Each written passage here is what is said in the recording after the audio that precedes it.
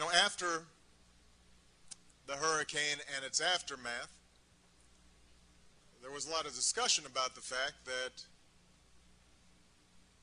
those who were impacted by the achingly slow response on the part of the federal government were disproportionately black.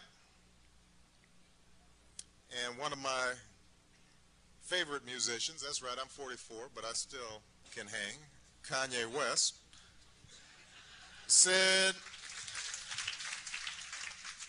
on a telethon, George Bush doesn't care about black people.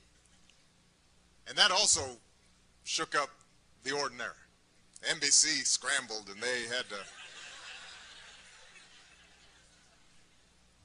Mike Myers was standing there. He's usually a funny guy, but he didn't have a witty comeback for that one. He was looking like somebody had just made a bad smell or something.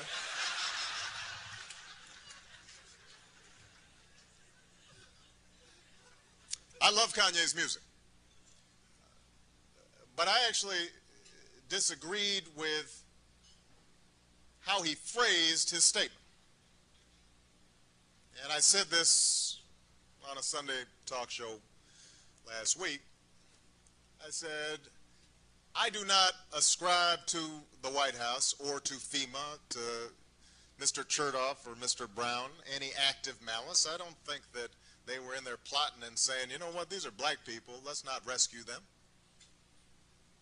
But rather, what was revealed was a passive indifference that is common in our culture, common in our society, a sense that, of course, once the evacuation order is issued, that you will hop in your SUV and fill it up with $100 worth of gasoline and load up your trunk with some sparkling water and take your credit card and check in to the nearest hotel until the storm passes. And the notion that folks couldn't do that simply did not register in the minds of those in charge. And it's not surprising that it didn't register, because it hasn't registered for the last 6, 7, 8, 20, 50, 75, 100 years.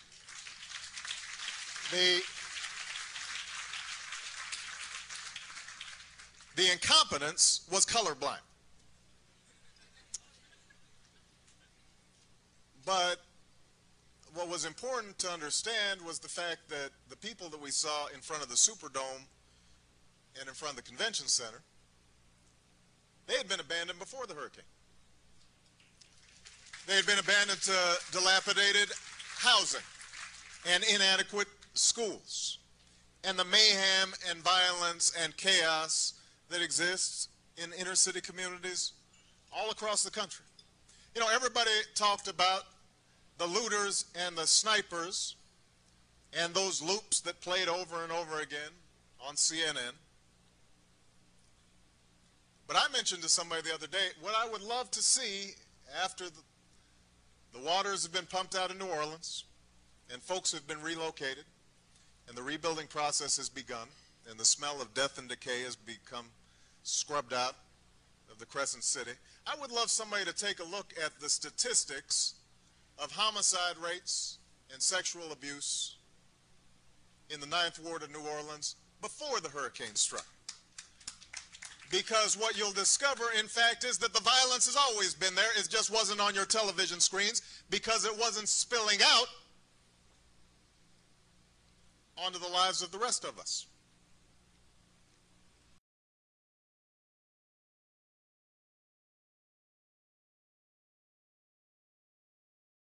Derrick Bell. Yes. Harvard Law School black man. Yes. Threatened the law school if they didn't hire a black woman. Yes. He's leaving. Oh no, well he's taking, if I understand it correctly, he's taking unpaid leave until such time as they hire a woman of color, as he says. But he's also said that by black he does not mean skin color. He means those who are really black, not those who think white and look black. And so what he's really saying is he wants ideological conformity in the people that are hired to fill this position. I mean, is he a hero? To me? No, basically, I mean, from the press coverage you've seen, is he a hero to the... Well, he's looked at as an idealist who is self-sacrificing and so on. I suppose one could have, if one wanted to look at it that way, seen Hitler that way in his early days. It's just a question of where that kind of idealism leads. He has launched a despicable attack on a young black professor at the law school who doesn't go along with this. Let me ask you specifically about the fundamental problem was making him a professor at the Harvard Law School when even he himself knew that that was not something that he merited.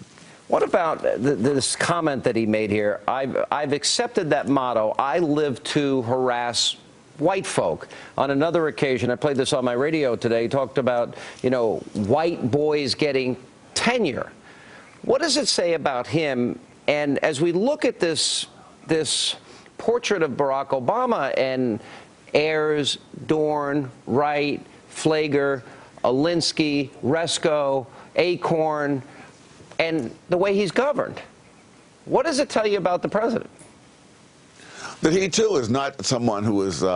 He's turned his back on the ideal of a colorblind society, and he's really for I guess, a getting even society, a revenge society.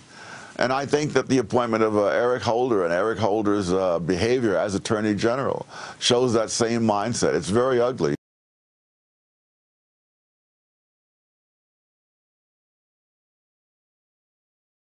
People have to put up with, who cares about what a poor black man has to face every day in a country and a culture controlled by rich white people. Somebody missed that. You got nervous because we got some white members here. I am still in Bible country. I am still in the text. Jesus was a poor black man who lived in a country and who lived in a culture that was controlled by rich white people. The Romans were rich. The Romans were Italians, which means they were European, which means they were white. And the Romans ran everything in Jesus' country. It just came to me within the past few weeks, y'all, why so many folk are hating on Barack Obama. He doesn't fit the model. He ain't white, he ain't rich, and he ain't privileged. Hillary fits the mold. Europeans fit the mold. Giuliani fits the mold. Rich white men fit the mold. Hillary never had a cab whiz past her and not pick her up because her skin was the wrong color. Hillary never had to worry about being pulled over in her car as a black man driving in the wrong. I am sick of Negroes who just do not get it. Hillary was not a black boy raised in a single parent home. Barack was. Barack knows what it means to be a black man living in a country and a culture that is controlled by rich white people. Hillary can never know that. Hillary ain't never been called a nigger. Hillary has never had her people defined as non-persons. Hillary ain't had to work twice as hard just to get accepted by the rich white folk who run everything, or to get a passing grade when you know you are smarter than that C student sitting in the White House. Oh, I am so glad that I got a God who knows what it is to be a poor black man in a country and a culture that is controlled by and run by rich white people. He taught me, Jesus did, how to love my enemies. Jesus taught me how to love the hell out of my enemies and not be reduced to their level of hatred, bigotry, and small-mindedness. Hillary ain't never had her own people say she wasn't white enough. Jesus had his own people siding with the enemy. That's why I love Jesus, y'all. He never let their hatred